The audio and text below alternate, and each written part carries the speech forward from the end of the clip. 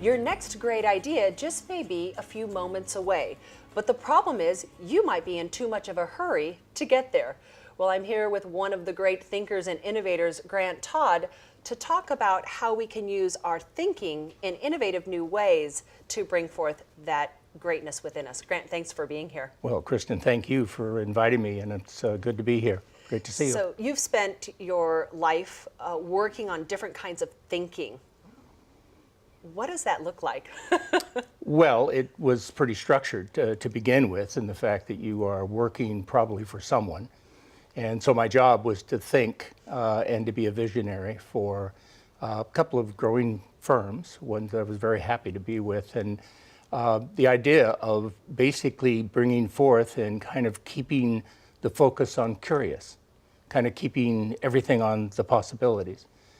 And so this has brought me, well, it went through all my career, and it then brought me to even going into a early retirement.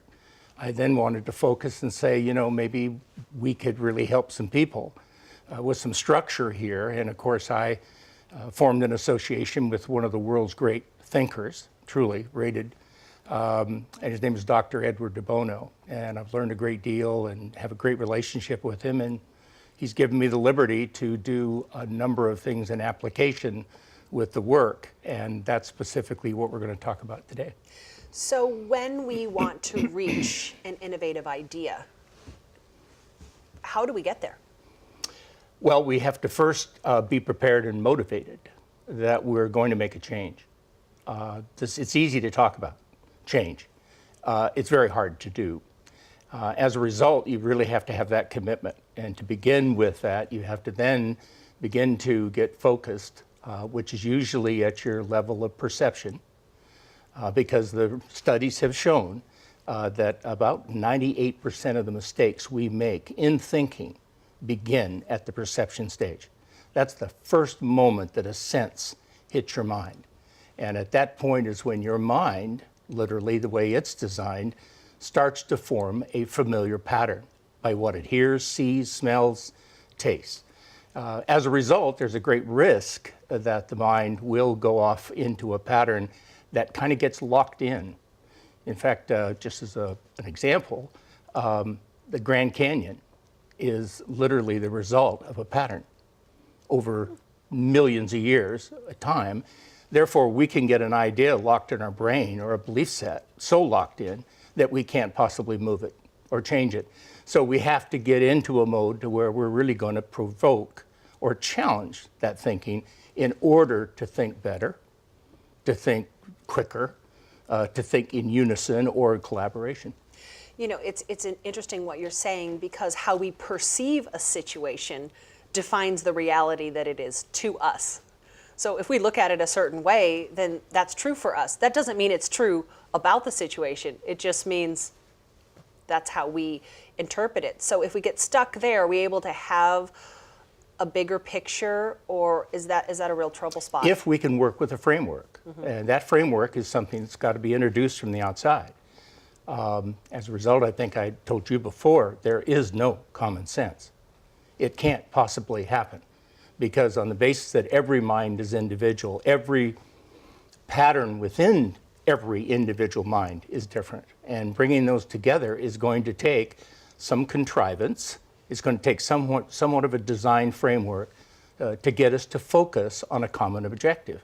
If we can't get to that common objective, then we don't have a chance of getting to the possibilities. I mean, there's people listening who are going to say, what do you mean there's no common sense? It's pretty wide-held belief that we all have common sense. Well, it's reinforced every day that people believe there's common sense. We use it. It's in our vernacular. Usually what it means is, I want you to agree with me. I want you to see what I see. And the reality is, I can't see what you see. Our minds aren't made up that same way. We don't have the same shared experiences. And so therefore, we have to kind of be ready to say, look, we need to identify a common shared focus between us and stop using the kind of heavily tainted common sense. term, or request, or exhortation, let's call it. So what do we actually have? So if it's not common sense in terms of thinking, what's that process? The process is patterns of repetitive information within the brain that has got to engage itself with every other brain. In other words, if you're going to have one of the world's most hated experiences are meetings. Yeah. Okay, because a lot of things happen, and mostly a lot of things don't happen. The dreaded office meeting. The dreaded office meeting. And as a result, you've got to make a change. You've got to make a difference. Number one, you've got to get a focus that everyone can understand going into the meeting. And we can go on and on about meetings till the end, but the reality is that we have got to force ourselves to walk through a different systematic process of the way we introduce information and the way that each of us begins to look at the information. And we've got to do it in a quote unquote, hopefully shared or common way, but it doesn't end up being connected to the senses. So a lot of people would say that most meetings are useless, that it's a place where people are supposed to come together and brainstorm and think and collaborate, but in a lot of office cultures or even any type of group that gets together for meetings, they feel like they're ineffective, that you talk about the same things and you just can't get results. How does that link to the type of innovative thinking that you've talked about inside your book, Survive and Thrive? Well, first we have to identify the problem in there. And the fact is that a lot of people don't believe that groupthink, which was a study done by a Harvard professor, actually went to California on a fellowship, but he introduced the idea that what happens is we end up with a very strong opinion that leads, and the opinion can overshadow everyone's process that they are trying to bring to the table. And in many cases, they become reticent and withdrawn. I don't know if you've ever heard, but very often people will, at a meeting, they'll quit, but they don't leave. You just picture that they sit here and figure out, what am I doing here and what's this about? And it really isn't about my input, and that's what people regret and get angry about. So what's going on in the meeting is there's one dominant person who has the main idea, and then there's not any room for anyone else to be heard. That's correct. And it especially plays out, especially around the process that we're working on and we're going to talk about today, which is the jury. Because that absolutely has a designated person who sits in as the foreperson.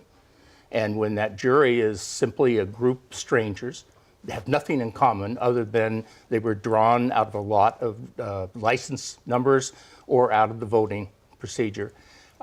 So that one person, and a study was done at Purdue University, shows that one person, given the power of having, quote unquote, some assumed rule inside the policeman inside, or policewoman, that they begin to direct the jury and will direct the outcome.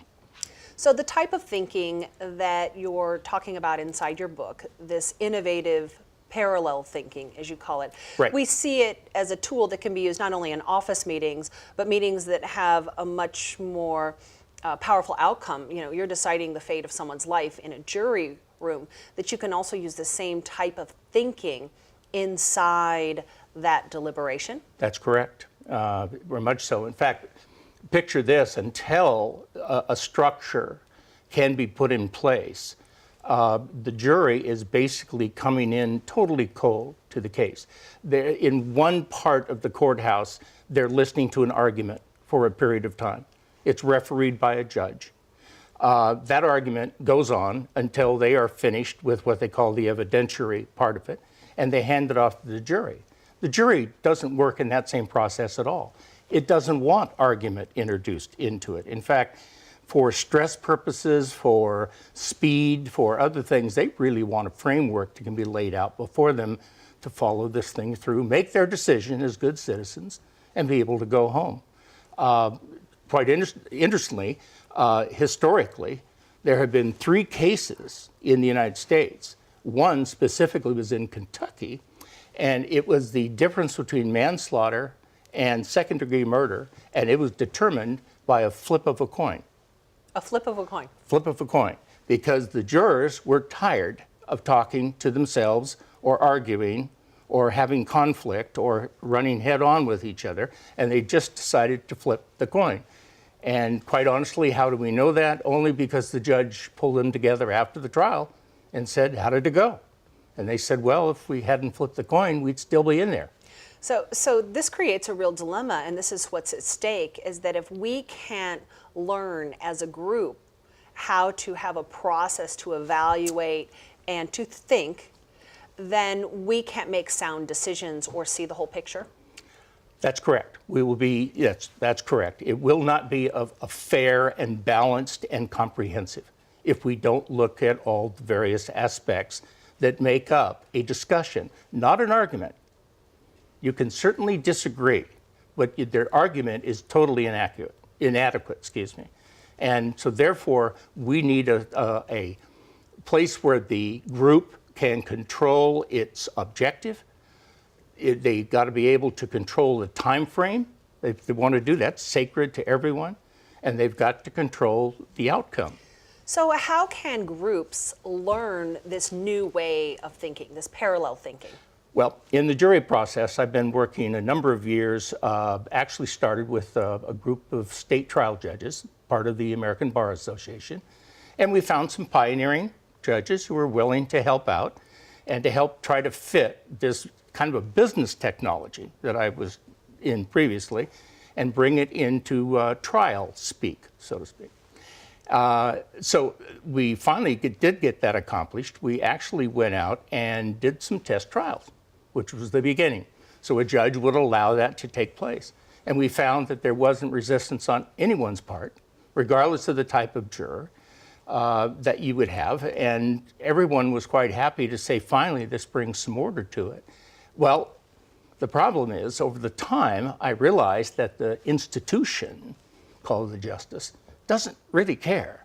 And in fact, quite honestly, we could say, without being flip, that a lot of the attorneys who are trying to convince the jury or contrive a case that goes in their favor, they really don't want an educated jury sitting there. Now, we're not talking really education. We are talking organized in a way. And so the jury becomes organized, and they now can come up with a complete, final determination that satisfies them all and will satisfy the court. And that's, if we can put that in place, we can save enormous amounts of time and stress. And we also have a great opportunity to get more people to volunteer for jury, because I'm sure in your lifetime, as in mine, everybody has a story about how they dodged it. We're not raising our hands. We're not raising our hands. That's right. If we could, I've got a cold. It's a bad day. It's whatever. But I think that what you're talking about is really critical here, because any one of us at any time in this country can be summoned to jury duty. And then we are there, and we're operating on the belief and understanding that we're there to help deliver justice. That's right. We are there to decide the fate. If, in some cases, if we're going to send someone to jail or grant, an award of money, we as citizens want to be fair. And what I hear you saying is that not only is it not possible to have a fair jury trial, but jurors who arrive in the courtroom don't even have the opportunity to even have a process to think through making their decision. That's right. I won't say it's impossible. Everything's possible. And a lot of people have left, or completed their jury duty, believing they did their very best. But the reality is they all would admit to some degree that they compromised, that they didn't really get to the most thorough approach that they could because they didn't have the wherefore-all in their own minds. So this whole process can begin well before they serve jury time. It can happen online with today's electronic connectivity. We can learn skills literally prior to going to the court. And instead of walking in as an intimidated citizen, going in to serve your duty, which you are required to do, or a sheriff's deputy will visit you.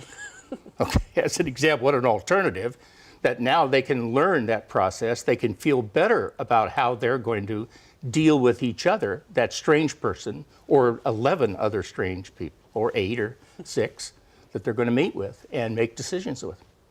So this is something that is a way of thinking, parallel thinking. That's correct. And there is an institution that is, in fact, the courts and the jury system. How do you take this innovation, this business thinking, and move it into the institution? I mean, if the judges don't want it and the attorneys don't want it, and how does it get there, Grant? Yeah. Well, I'm going to be a little softer on the judges, maybe, and maybe some of the attorneys. I'll just say they don't believe there's a need for it. But in reality, the voice is going to have to be the owner of the justice system, and that's the citizen. That's you and me. And what is a risk for you is that you may not only be called to serve on a jury, you could become a defendant. So think about how serious that's got to be. Who's making a judgment by what we read, in the Bill of Rights about our peers, our peer group. Well, you really want a particular peer group to be judging you. You don't want someone flipping a coin and deciding your fate. Now, I'll tell you that a lot of court operations I've seen, now judges are stepping up and say, okay, guys, the flip of the coin is out. So they're trying to get ahead of themselves. But other than that, it's just a poster on a wall, be nice to each other. Don't swear. Don't call somebody's mother by another name. And as a result, this is an opportunity now. And that was my original point after I came out of the experience of being a jury foreperson and having a very bad experience, actually.